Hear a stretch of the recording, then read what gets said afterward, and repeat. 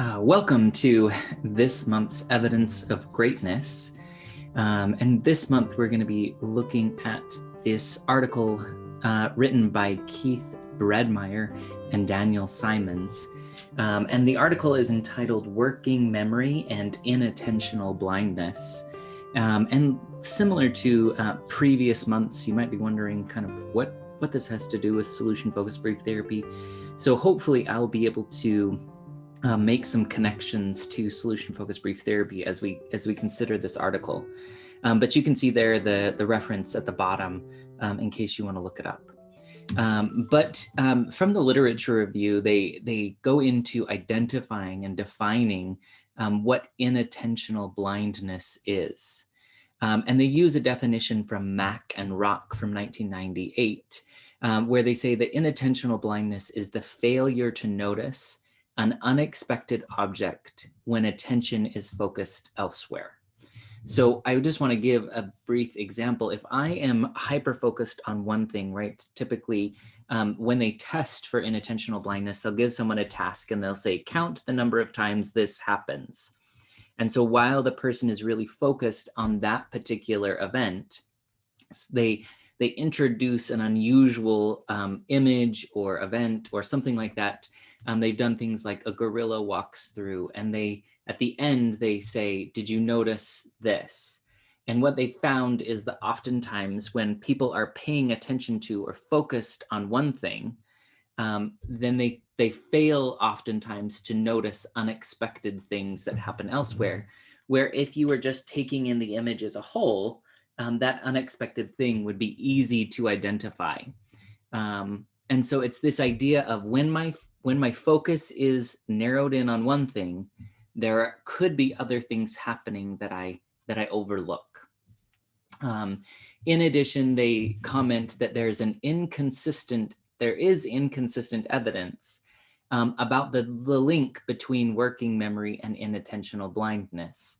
That usually in these tasks, they give someone a task where their memory has to come into play. And so they're looking for, is there a connection between working memory and inattentional blindness? And one of the things that they highlight here is that some studies say, yes, there is a link, and other studies say, actually, there isn't really much of a link.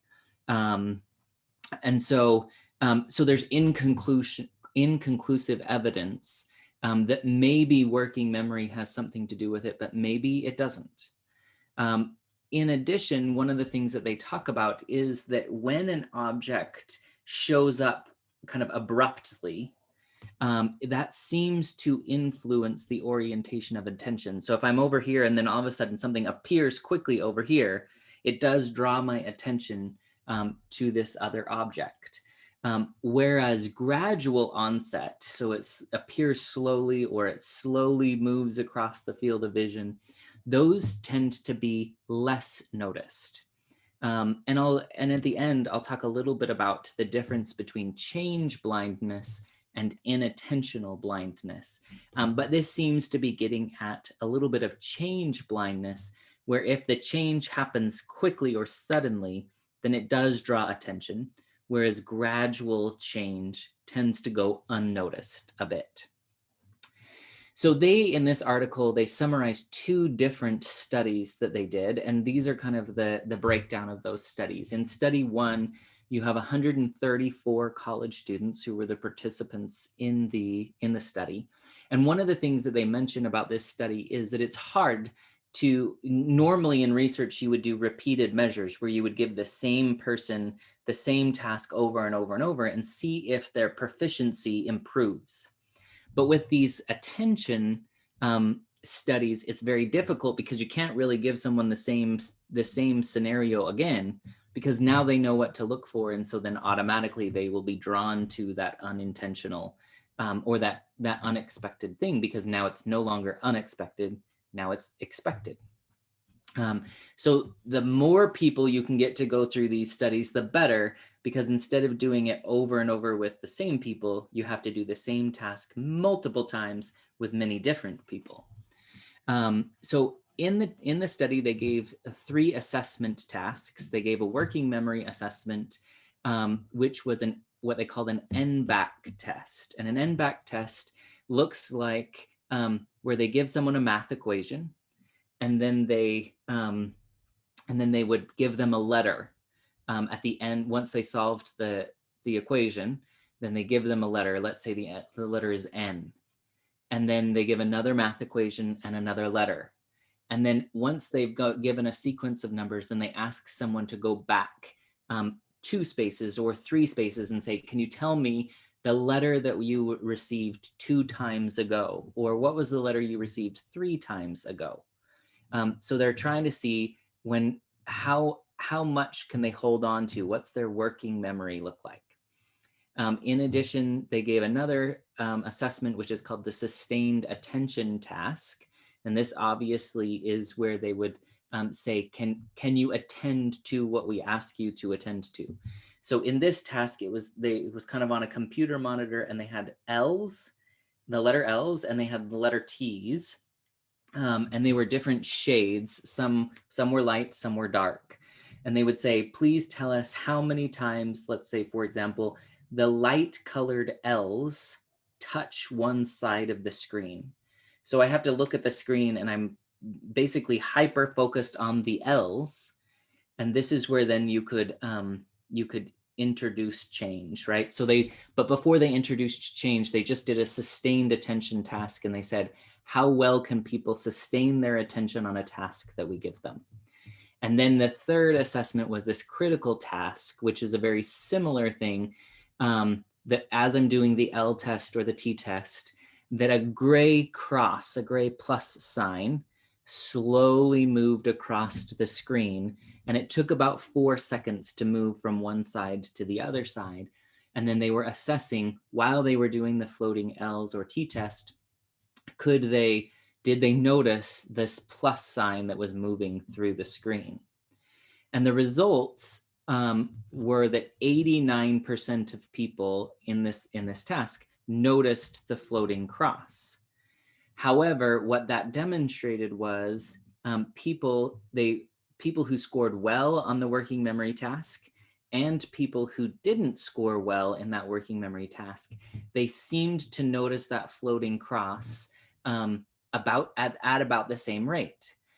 So what they determined was working memory, where they had to hold on to those letters, it didn't really impact this floating across, or their noticing of the floating cross.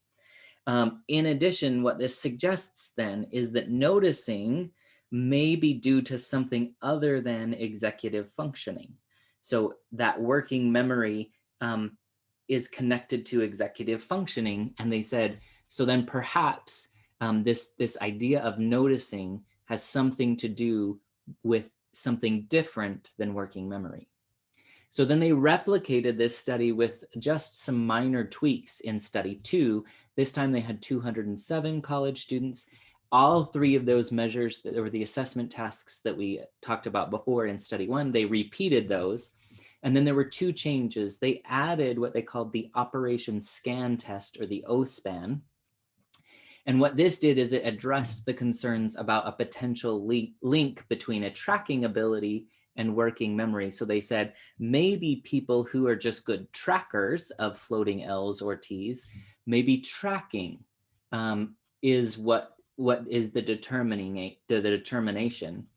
And then so they assessed how well people tracked. And then in addition, they assessed participants with familiarity about the concept of inattentional blindness.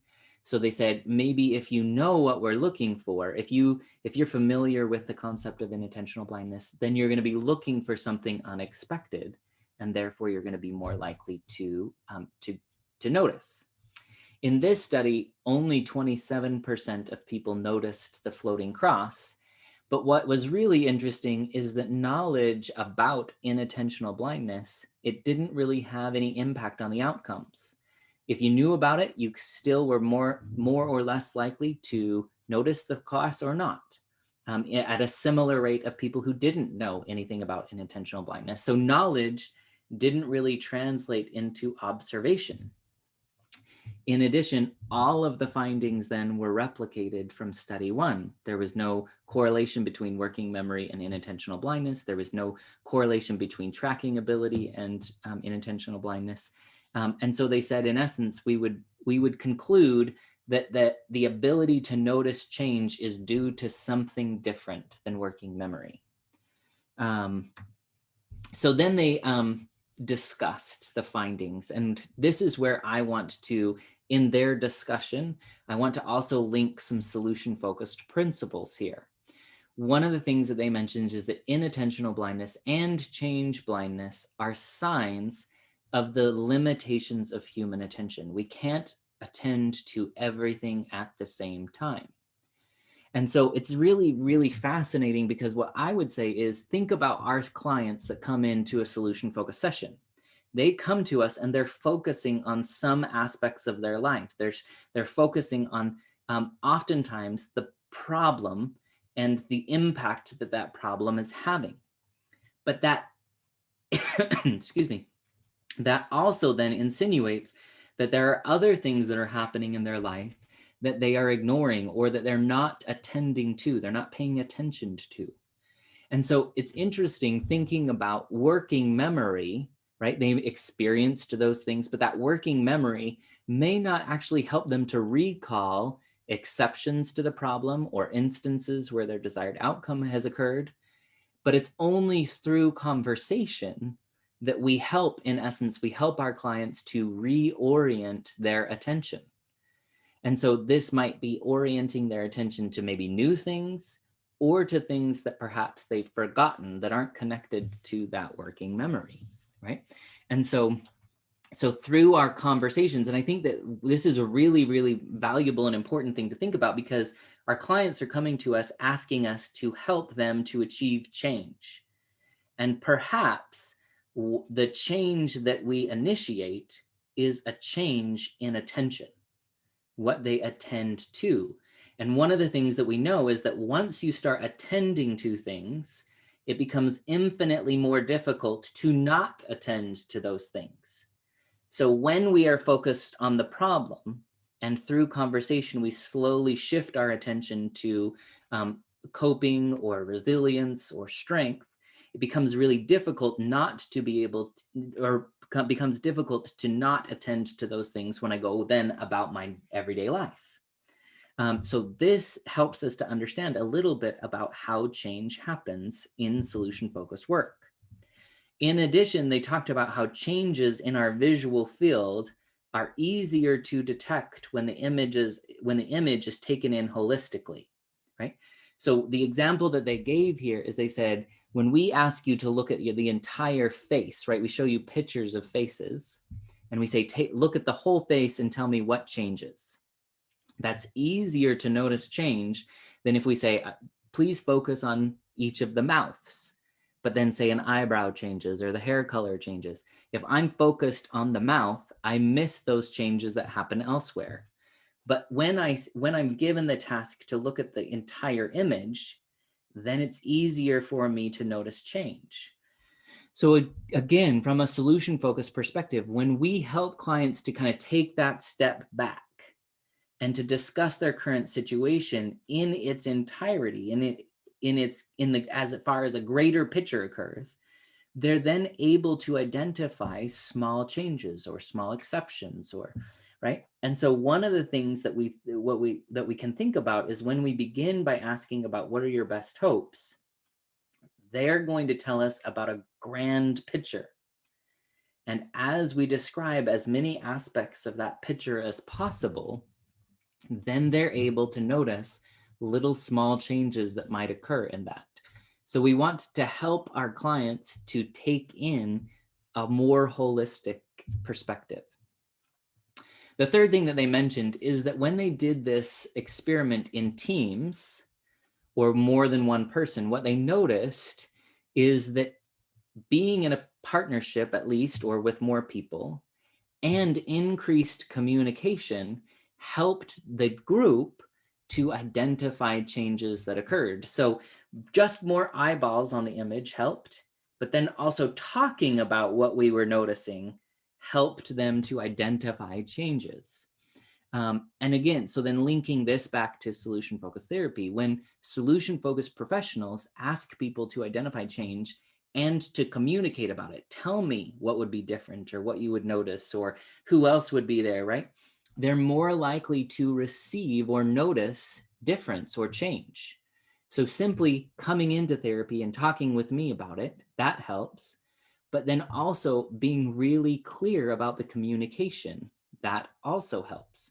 So when I orient your attention to specific aspects of the story, you orient to what would be different and how that would impact it, right? And so just this idea of a therapeutic relationship will help us to identify change and to notice change. The fourth thing that they mentioned is that expertise, when I have expertise in a particular topic or something like that, that decreases change blindness. So let's say, that I am an expert in shoes, right?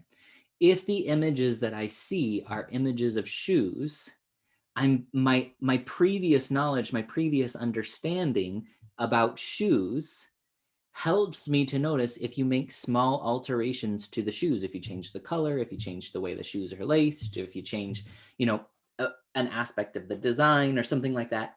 So my knowledge helps me to identify you did something that's out of the norm. And I think as solution-focused brief therapists, we're the experts of this process. We're the experts of co-constructing with our clients. And so therefore, we're the experts of helping our clients to orient to change factors. So the better and more familiar we can get with solution-focused brief therapy, the more able we are to help our clients to describe change. But in addition, you think about, we oftentimes talk about how the clients are the experts of their lives. They know the details of their lives.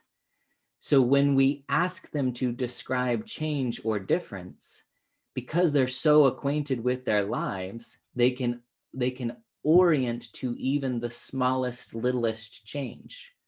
So I think this also then lends credibility to us relying on our clients as the experts and the experts of their lives.